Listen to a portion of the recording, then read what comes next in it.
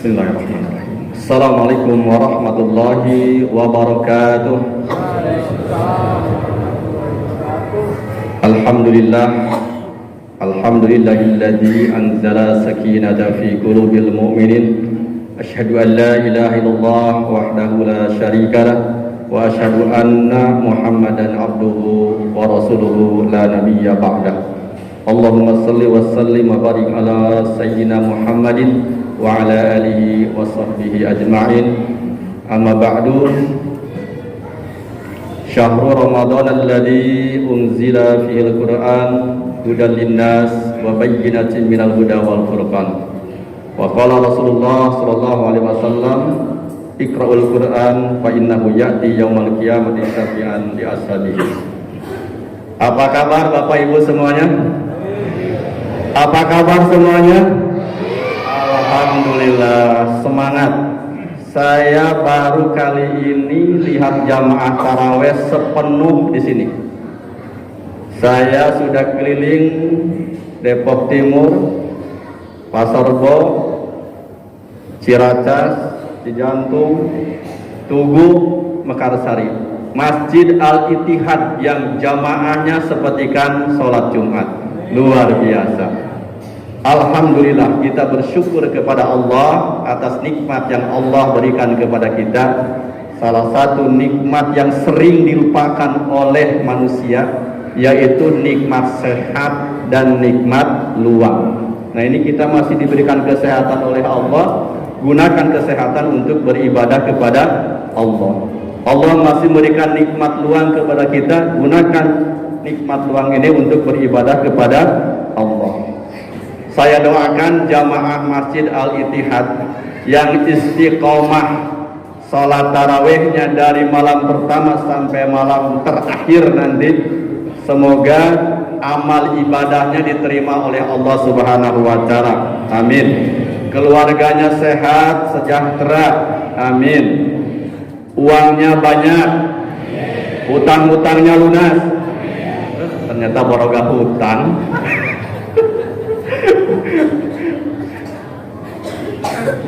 Yang belum punya jodoh, mudah-mudahan segera dapat jodoh. Aminkan ya. Yang belum dapat pekerjaan, mudah-mudahan segera dapat pekerjaan.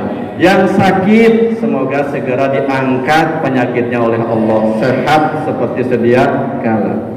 Ramadan teh bulan barokah, Bapak-bapak, ya, perbanyak doa. Ya, doa ketika puasa selama bulan Ramadan itu dikabulkan oleh Allah. Ya, salah satu doa yang tidak ditolak oleh Allah, doa ketika kita sedang berpuasa. Jadi banyak berdoa. Saya yakin bapak-bapak di sini itu luar biasa. Ya, saya senang gitu kan, karena terus terang saya itu kan laki-laki panggilan. Ya.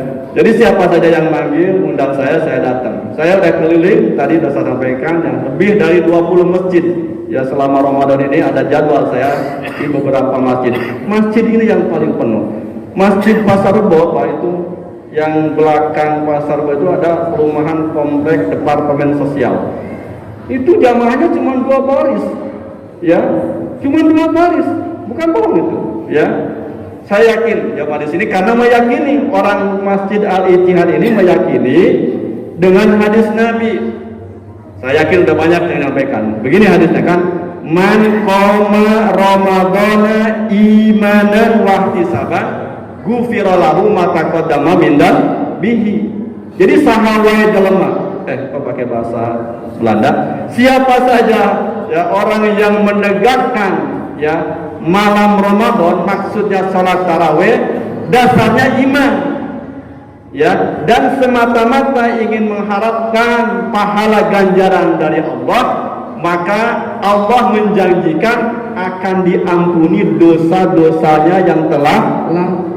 Tuh, Pak, makanya orang sini luar biasa, ya. Dosa kita insya Allah diampuni. Salah satu hikmah Ramadan, Allah akan mengampuni dosa-dosa kita. Menghidupkan malam Ramadan dengan tarawih, diampuni dosa-dosa kita. Dasarnya itu apa? Iman. Kalau iman itu amalan hati, Ya, rukun iman itu amalan hati. Kalau rukun Islam itu amalan zahiriyah. Ya, kalau nggak yakin ya orang nggak mau ke masjid, nggak mau sholat tarawih. Ya, karena dasarnya iman. Beda mungkin kalau dasarnya itu orientasinya dunia. Misalkan di masjid-masjid diumumkan dari awal pertama oleh pengurus masjid, siapa orang yang sholat tarawih dari awal sampai akhir maka akan mendapatkan hadiah mobil Pajero terbaru. Kira-kira masjid-masjid pino atau enggak, Pak? Pino apa enggak? Pino, Pak. Karena orientasinya dunia, kata orang Jawa Barat kan cungcreng, langsung dibayar. Gitu ya. Tapi kalau masalah iman ini bicaranya masalah akhirat, nanti yang akan kita dapatkan itu di akhirat. Ya, ini berapa menit ini? 20 menitnya berubah. Ini bukan berubah. Ya, kultum terserah antum lah. Ya, jadi malam ini adalah malam yang ke-17. Berarti tinggal 13 hari lagi ya Ramadan bersama kita. Kalau Ramadannya 30 hari, kalau Ramadannya 29 hari berarti 12 hari lagi. Ya. Nah, tema ceramah saya dikasih tema yaitu nuzulul Quran. Ya, bicaranya masalah Quran. Kita tahu semuanya. Ya, Al-Quran pertama Allah turunkan kepada baginda Nabi kita Muhammad Sallallahu Alaihi Wasallam di bulan apa? Di bulan Ramadan. Ya, tanggal 17 Ramadan awal pertama turunnya Al-Quran. Di mana? Di Guha Hira. Siapa yang membawakannya? Malaikat Jibril apa Israel? Jibril apa Israel? Kadang-kadang suka ketukar, Pak, anak-anak. Saya kan guru agama gitu kan. Yang ngasih soal itu ketukar antara Jibril dan Israel. Kemudian ketukar lagi dengan Israfil lagi. Itu kan jangan salah, kita harus tahu. Ya, jadi perantaraan malaikat Jibril. Malaikat Jibril itu adalah pimpinan para malaikat. Ya, guru besarnya Nabi kita Muhammad Sallallahu Alaihi Wasallam. Ya, setiap Ramadan ya Rasulullah Sallallahu Alaihi Wasallam ditalaki bacaan Qurannya oleh siapa? Oleh malaikat Jibril. Ya, Al-Quran Allah turunkan kepada Nabi kita Muhammad Sallallahu Alaihi Wasallam. Tujuannya untuk apa? Hudan.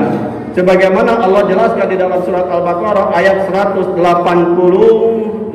kalau nggak salah. Syahrul Ramadan alladzi unzila fihil Quran. Allah sendiri itu yang menyebutkan bulan Ramadan ini.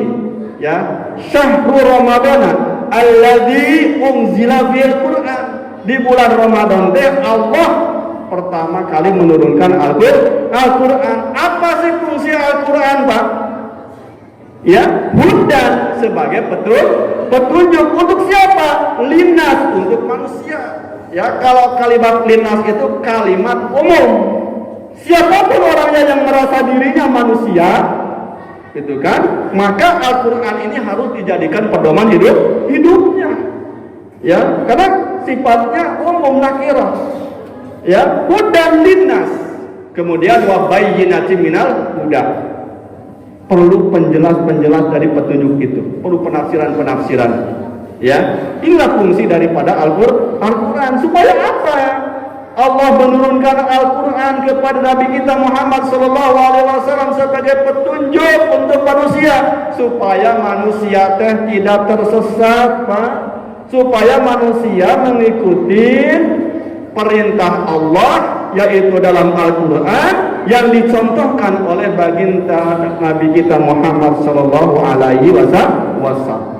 Oleh karena itu, ini mumpung bulan Ramadan, ya bulan Al-Quran, perbanyaklah membaca Al-Quran. Oh, kayaknya semalam ke-17.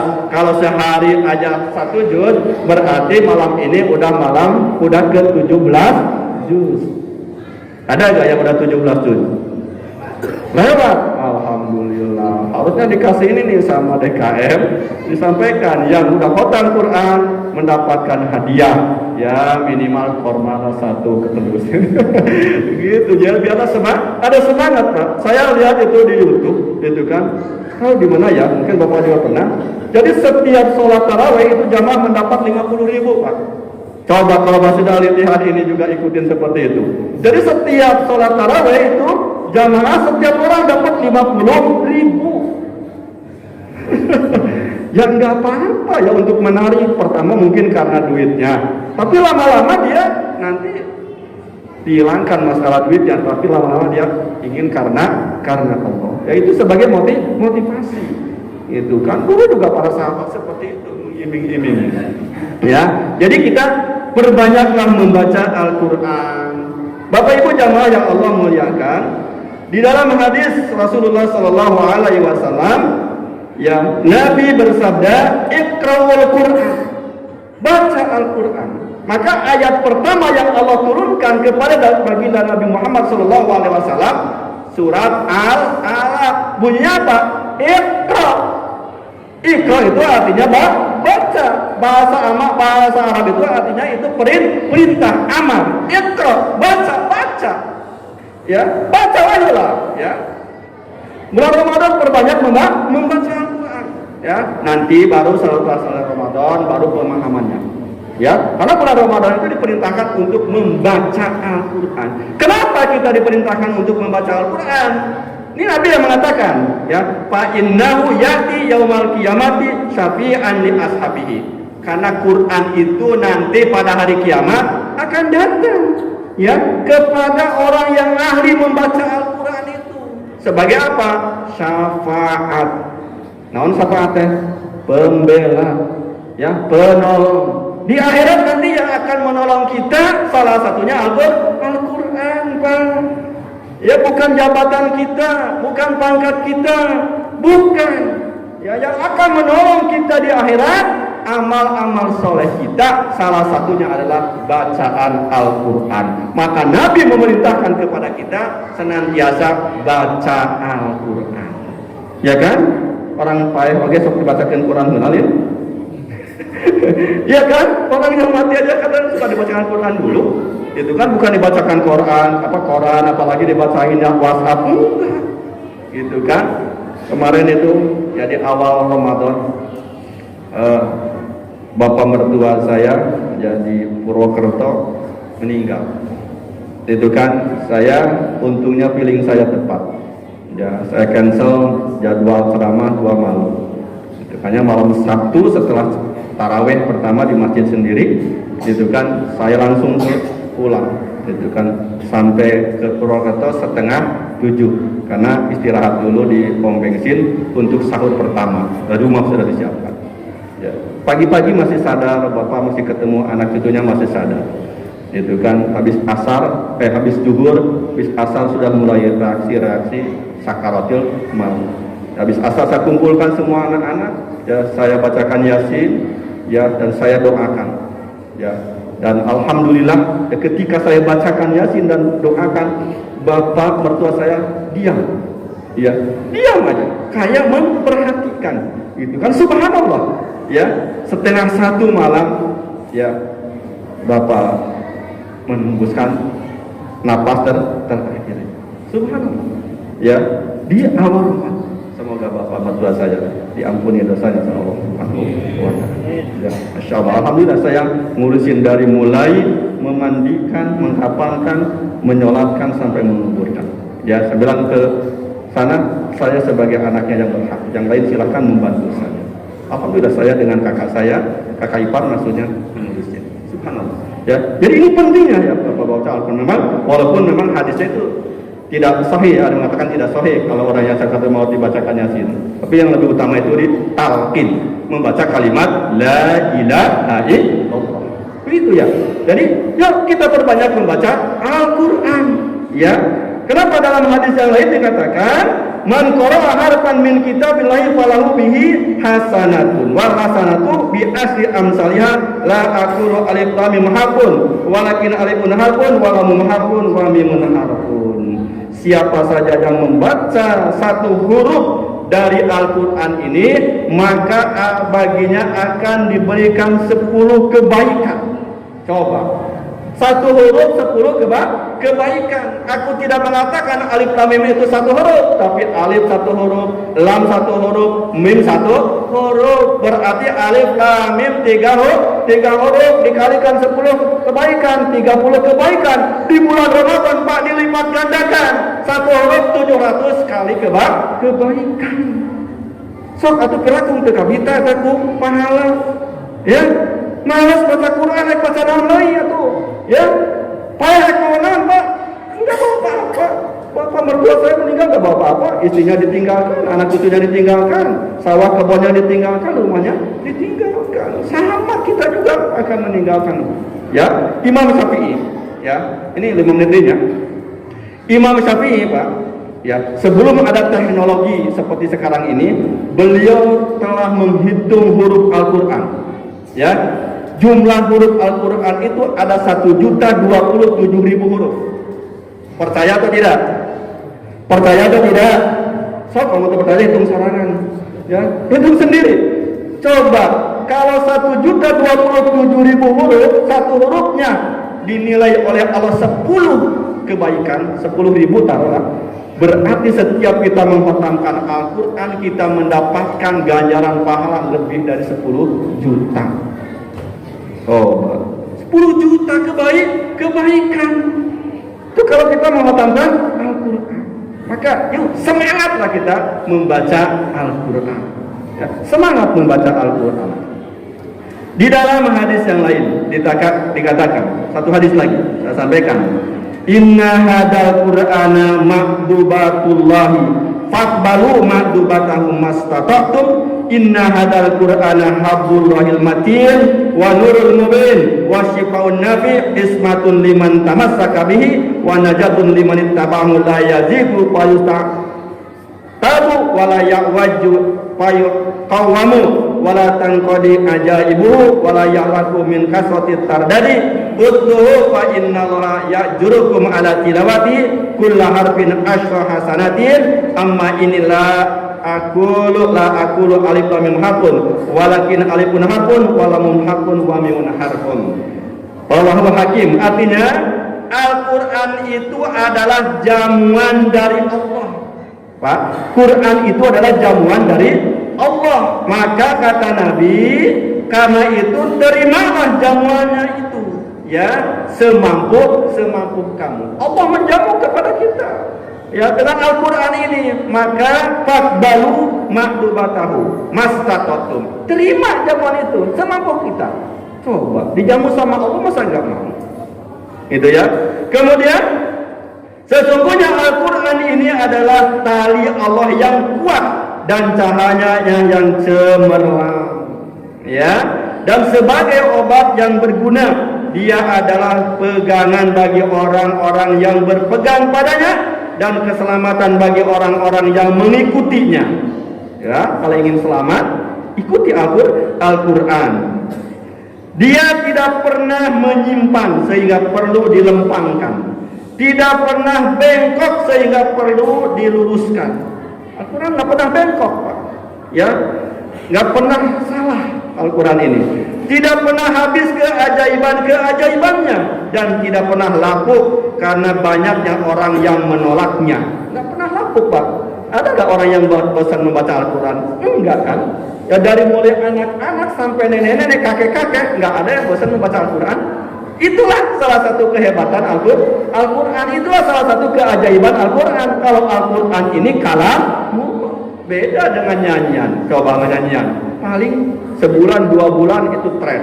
Itu kan di bulan-bulan ke sana orang udah bosan, ganti lagi dengan yang lain. Tapi Quran, hebatnya Al-Quran, ya tidak pernah lapuk, tidak pernah bosan orang membaca Al-Quran.